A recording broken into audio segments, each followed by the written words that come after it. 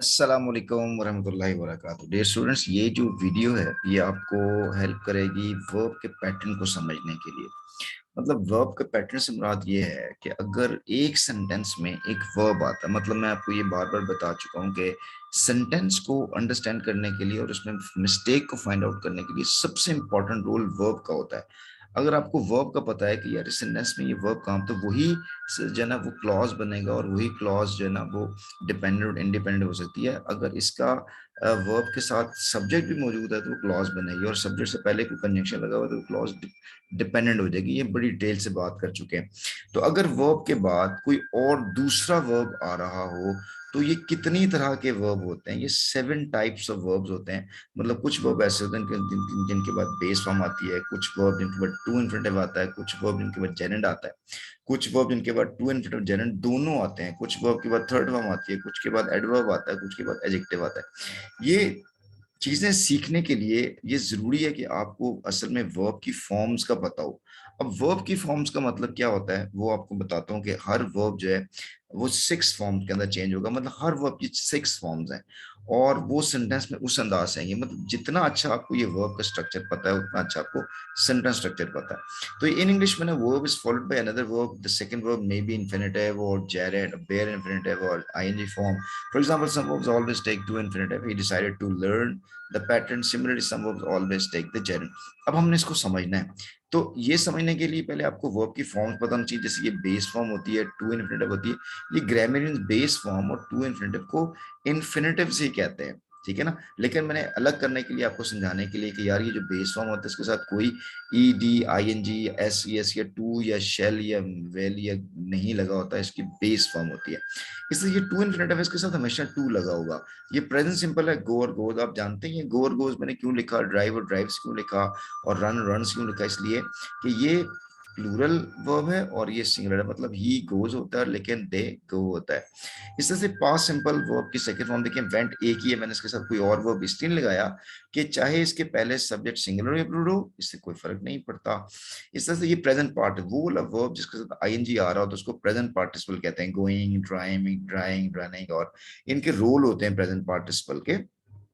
जैसे टेंस के अंदर भी होता है, एडजेक्टिव भी हो सकता है, ये जेरेंड भी बनाते हैं। मतलब जब वो वाले ये वाले वर्ब जब नाउन के तौर पर आए तो जेरेंड बन जाते हैं। इसलिए पास्ट पार्टिसिपल है, वर्ब की थर्ड फॉर्म को हम पास्ट पार्टिसिपल कहते हैं, ठीक है जी। ये वर्ब की फॉर्म पर चल गई। अब हम इसके आते हैं नेक्स्ट के तरफ के verb plus base form of verb वो कौन कौन से वर्ड है। ये वाले वर्ब जिसमें saw, decide, denied, started, have और नोज और ये वाले वर्ड टेस्ट आते हैं। देखिए यहाँ पे लेकिन ड्राइव लिखा हुआ है। लेकिन अच्छा, ये 7 के 7 पैटर्न आपको मैं यहाँ पे इसकी एग्जांपल आ रही है यहाँ पे। अगर सॉ आएगा तो ड्राइव लिखा हुआ है। देखें ये वर्ब की फर्स्ट यानी वो सॉ एक ऐसा वर्ब है जिसके बाद आपने बेस फॉर्म लगानी है। डिसाइडेड एक ऐसा वर्ब जिसके बाद टू टीच लगाना है। डिसाइडेड टीच नहीं होगा, डिसाइडेड टीचिंग नहीं होगा, डिसाइडेड टू टीच होगा। इस तरह से देखिए डिनाइड है, डिनाइड के बाद डिनाइड टू कंस्पायर नहीं होगा, डिनाइड कंस्पायरिंग होगा। इस तरह से स्टार्टेड एक ऐसा वर्ब है जिसके साथ टू स्पीक भी आता है और स्पीकिंग भी आ सकता है। इस तरह से ये जो जब भी हैज हैड आता है उसको वर्ब की थर्ड फॉर्म लगती है। लेकिन knows how to work diligently, अब ये एडवर्ब है। कुछ वर्ब ऐसे होते हैं जिनके वही एक्शन वर्ब जितने भी हैं उन सब के साथ एडवर्ब लगाएंगे, और जितने वर्ब ऑफ सेंसेस जैसे टेस्ट उनके साथ बेस फॉर्म लगेगी। ये है 7 पैटर्न्स। इनकी डिटेल से हम पढ़ लेते हैं, एग्जांपल देख लेते हैं। देखिए verb plus base form verb, ये वाले 5 हैं जहां पे बेस फॉर्म लगती है। मतलब with some verbs like see, hear, watch, notice, feel, observe, bid, let, make, help, इनके साथ हम हमेशा बेस फॉर्म लगाते हैं। जैसे आई बेड हिम गो होगा, he felt his hair flutter होगा। With all modal auxiliary verb हम बेस फॉर्म लगाते हैं। With do form auxiliary verb लगता है। With some sorry base form लगेगा। With some subjective verb like with, to go, हम base form लगाते हैं। ये इसकी एग्जांपल्स हैं, आप इसको देख लें। सॉ ड्राइव लिखा हुआ है यहाँ पे, हर्ड रिंग लिखा हुआ है, और यहाँ पे explain, they will explain themselves लिखा हुआ है। एडवाइज्ड, अटेंड लिखा हुआ है। हेard, अच्छा कमिंग भी आ सकता है लेकिन जब this action was in progress happening but not completed तो फिर हम आईएनजी लगा लेते हैं, अदरवाइज जो है वो बेस फॉर्म ही लगेगा। इसी तरह से ही वॉच्ड हिम रनिंग, अब ये एक्ट मतलब जब देखा तो भाग रहा था, तो वॉच के बाद रन भी आ सकता है, रनिंग भी आ सकता है, लोडिंग भी आ सकता है, लोड भी आ सकता है। इस तरह से ये I can hear people talking, मतलब मैंने लोगों को सुना कि वो बात कर रहे थे। तो ये वाले जो बेस फॉर्म वाले हैं उनके साथ आईएनजी लग सकता है, it's not a big deal. जी, वर्ब प्लस टू इन्फिनेटिव वाले वर्ब, ये वाले वर्ब जैसे देखें एग्रीड है, अपीयर्ड है, मैनेज्ड है, इन सब के साथ टू इन्फिनेटिव लगता है। ये आपके लिए लिस्ट है, तो ये याद करने की जरूरत नहीं है, रट्टा नहीं लगाना बस आपने आपने ये देखना है कि सेंटेंस के अंदर एक वर्ब आया, दूसरा वर्ब भी आया हुआ है, तो आप चेक करें यार ये आईएनजी में तो नहीं आएगा। आईएनजी वाले वर्ब थोड़े हैं, वो आप थोड़े से याद करें, बाकी आपको पता होगा यार यहाँ पे टू इन्फिनेटिव लगना है, जैसे agree to help, appear to wait, arranged to meet, asked to join। तो ये अगर आप बार बार देखें ना, लैंग्वेज जो है ना वो यूज करने वाली होती है, रट्टा लगाने वाली नहीं होती। अब इसको जब डेली लाइफ के अंदर यूज करेंगे, मतलब मैं ये कहूँ कि the man beg to receive, तो हम मैं देखूंगा यार आदमी मांग रहा है तो फिर मैं रिसीव की बात करूंगा, अटेम्प्टेड है तो फिर टू रिमाइंड होगा। इस तरह आप चीजें याद कर सकते हैं। ये वाले जो वर्ब प्लस जेरेंड वाले हैं, जिनके पास आपने हमेशा जेरेंड लगाना है, ये थोड़े हैं। मतलब ये वाले वर्ब, जैसे आप इसको यूं याद करें तरतीब से, वी एबहॉर डिटेस्ट, ये सारे नेगेटिव है, abhor detest dislike avoiding delaying postponing, missing, discussing, evading, keeping or explaining our dispute and resentments to the warrant officer। तो इनके साथ हमेशा आईएनजी लगेगा, जैसे abhor working, admits wasting और avoid cutting और delay buying, इसके साथ टू नहीं लगेगा। ठीक है, आप जब इनको ये पैटर्न पता चल जाएगा ना यार ऐसे वर्ब में चलते हैं, तो फिर आप स्लोली एंड ग्रेजुअली सेंटेंस को अंडरस्टैंड कर पाएंगे। ठीक है, ये वाले वो वाले वर्ब हैं जिनके बाद आप टू इन्फिनेटिव और जेरेंट दोनों लगा सकते हैं। ये पहले है नो चेंज ऑफ मीनिंग, जैसे बिगन और स्टार्ट कंटिन्यू में कोई मीनिंग चेंज नहीं होगा। इट बिगेन टू रेन हो सकता है, इट बिगेन रेनिंग हो सकता है, लेकिन ये चेंज ऑफ मीनिंग में ये वाले word, remember, forget, regret, stop, try, advise, allow, permit और फॉरबिड वाले ये वर्ड हैं जिनके मीनिंग चेंज हो जाते हैं। जैसे लुक टू द फ्यूचर के हम कहते हैं रिमेंबर टू पोस्ट, मतलब उसको याद है कि उसने पोस्ट करना है लेटर को, लेकिन जब रिमेंबर बाइंग होगा, इसका मतलब उसको याद है उसने कैसे जो है ना वो चीजों को बाय किया था।